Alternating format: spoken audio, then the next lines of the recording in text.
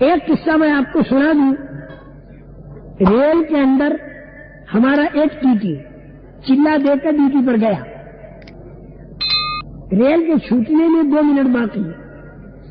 ایک ہندو مرد، عورت اور اس کی جوان لڑکی تینوں بوگی کے پاس آ کر کھڑے ہو گئے اور آنکھوں میں ان کے آنسو چالو ہیں اور کہا ایک حادثہ پیش آیا، فون آیا، نہ تو ٹکٹ ہے نہ برتھ ہے، ہمیں سوار کر دو، ٹکٹ دے دو. وہ ٹی جس میں انسانی ہمدردی، اس نے دیکھا کہ اب زیادہ وقت ہے نہیں ریل میں، خود نیچے اترا، ان تینوں کو اوپر چڑھایا، بستر اپنے کندھوں پر اٹھایا اور ریل میں رکھا، پیٹی خود اٹھائی اور ریل میں رکھی. ٹی نے خلی کا کام کیا اخلاقی طور پر. یہ ہے وہ اخلاق جو دلوں کو کھینچتے ہیں. اس کے بعد ریل چلی، 200 روپے اس نے دیے، 150 کا ٹکٹ برتھ ہو گیا، 50 واپس کیے. اس پیسنجر نے 50 ٹی کو کہا کہ اپنے پاس رکھو. انہوں نے کہا نہیں، 150 میں ٹکٹ اور برتھ بن گیا. ان کا چائے پانی. تو ٹی نے کہا کہ میں مسلمان ہوں اور مسلمان اپنی نیکی کو کر کے بیچا نہیں کرتا، اس لیے میں نہیں لوں گا. اس پر بہت اثر پڑا. اس کے بعد دوسرے پیسنجر آئے، برتھ دیتا رہا، ٹکٹیں دیتا رہا. ٹکٹیں تو لے کر آئے تھے لوگ، برتھ نہیں تھی، وہ دے دی. بھر گئی، پھر انکار کر دیا، رشوت کسی سے نہیں لی. اس کے بعد ٹی فارغ ہو گیا ڈیوٹی سے، قانونی حکم اللہ کا پورا ہو گیا، ڈیوٹی پوری ہو گئی. اب اس کے بعد اس نے کتاب کھولی اور تعلیم کرانی شروع کر دی. چند مسلمان تھے، ان کو تعلیم کرائی. پاس میں دوسرے غیر مسلم بھی تھے، وہ انہوں نے بھی سنی. جنت کی، ایمان کی، انسانیت کی، شرافت کی، اخلاق کی بہت متاثر ہوئے. ظہر کی نماز کا وقت ہوا، اس ٹی نے زور سے اذان دی. جتنوں کو اس نے سنائی تھی کتاب، وہ نماز پر تیار ہوئے. اس ٹی نے جماعت کرائی. پیسنجروں نے جو نماز پڑھنا چاہتے تھے نماز پڑھی. نماز پڑھ دینے کے بعد پھر وہ ٹی اپنی تسبیح پوری کی اور خوب اللہ کے سامنے رو رو کر دعا مانگی، کیونکہ ڈیوٹی تو اس کی پوری ہو گئی، اب تو کوئی پیسنجر کو دینا نہیں اسے.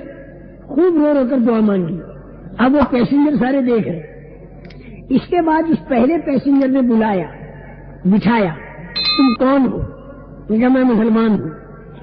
اس نے یہ کہا کہ میری زندگی، میں ایک بہت بڑا لیڈر ہوں اور پوری زندگی میرا یہ خیال رہا کہ دنیا میں 72 قوم اگر ہے تو وہ مسلمان ہے، ہر لائن کی خرابی مسلمان میں ہے.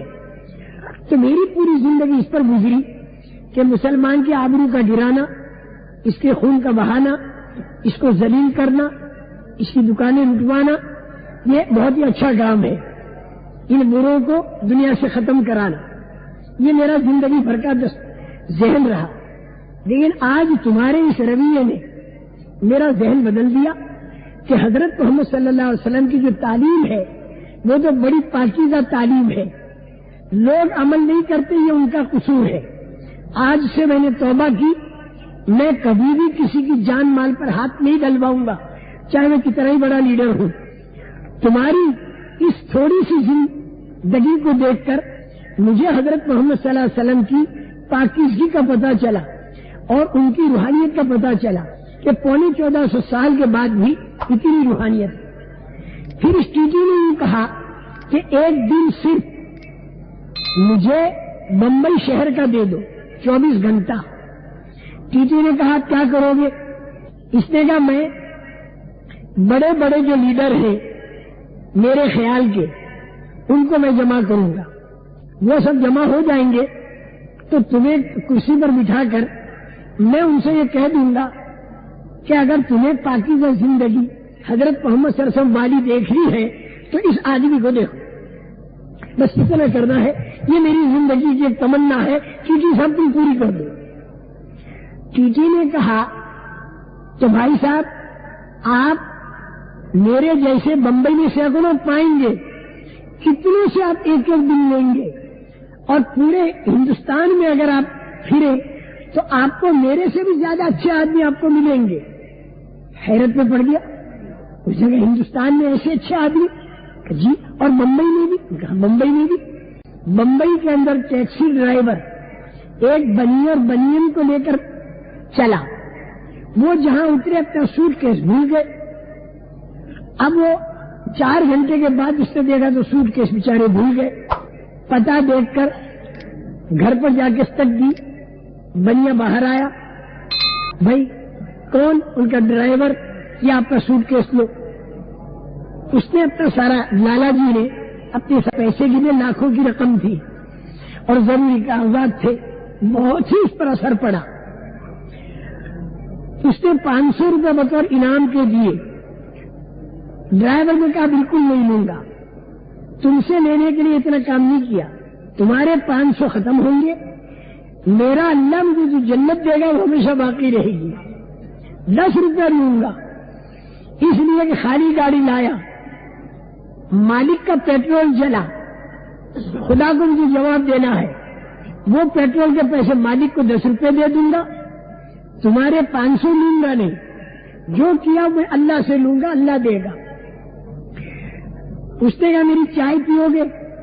کہاں میں چائے پی لوں گا، تاکہ اتنی دیر کچھ اللہ کی بات ہو سکے. اس سے چائے بننے لگی، سارا گھر جمع ہو گیا اور اس نے قیامت کا منظر، جنت اور جہنم، انسانیت، اخلاق، ساری بات کہی.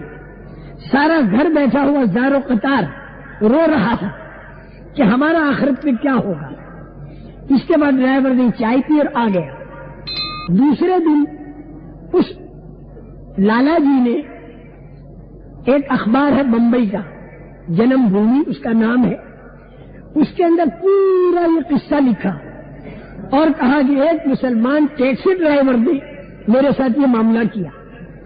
میں یہ عرض کرتا ہوں کہ پورے عالم کے اندر 125 کروڑ کلمے والے اگر ایسے اچھے بن جائیں، ان کی معاشرتی لائن، ان کے معاملاتی لائن قانونی طور پر بھی اللہ کے حکموں کے مطابق ہو اور اخلاقی طور پر بھی ترقی کرتے رہیں، آپس کے اندر بھی اخلاق کا برتنا اور دوسروں کے ساتھ بھی اخلاق کا برتنا، اگر یہ پورے عالم کے اندر ہو جائے تو نہ معلوم کس قدر لوگوں کو ایمان کی طرف راستہ ملے اور جنت والا راستہ ملے. میرے محترم دوستو، آپ دکان پر بیٹھے 50 روپے کے 10 کلو چاول آپ دیتے ہیں، لیکن ایک بھیا غیر مسلم ڈنڈا ٹیکتی ہوئی آئی، اس نے چاول مانگے، آپ نے 50 روپے میں 20 کلو دیے. دوسرے گاہکوں نے اعتراض کیا، ہمیں 10 کس کو 20. آپ نے کہا میرے محلے کی رہنے والی یہ پریشان حال عورت ہے، ساری رات یہ کھانستی رہی، مجھے معلوم ہے کہ پریشان حال ہے، اس لیے میں نے ڈبل چاول دے دیے ہمدردی میں. پھر پوچھا اس غیر مسلم دنیا سے، بڑی بھی کئی دنوں سے آپ کے کھانسنے کی آواز آتی ہے، آپ کو کیا تکلیف ہے؟ اب وہ رونے لگی. میرے 5 بیٹے ہیں لیکن انہوں نے میرے کو چھوڑ دیا، میں پریشان اکیلی ہوں، پیسوں کی تنگی ہے، بیمار ہوں 2 مہینے سے، میرا کوئی علاج کرانے والا نہیں. آپ نے اسے تسلی دی، بڑی بھی فکر مت کرو، میرا بیٹا ادھر آ. اپنے بیٹے کو بلایا، اس کار کے اندر بڑی بھی کو بٹھا. بڑی بھی میں ڈاکٹر پر ٹیلی فون کرتا ہوں، ہاسپٹل پر ٹیلی فون کرتا ہوں، جو تمہارے علاج کا خرچ ہوگا وہ میں ادا کروں گا، اور ایک تمہاری خدمت کے لیے تمہارے مزاج کے مناسب کوئی خادمہ وہیں سے تم تلاش کر لینا، وہ بھی پیسے میں دوں گا. اس کا اب جتنا طبقہ آپ کی دکان پر اسے دیکھے گا، چاہے وہ مسلمان ہو چاہے وہ غیر مسلم ہو، آپ کا یہ رویہ دیکھنے کے بعد دلوں پر اثر پڑے بغیر نہیں رہے گا، دلوں پر اثر پڑے بغیر نہیں رہے گا. آپ گھر پر آئے، یہ ساری داستان آپ نے سنائی،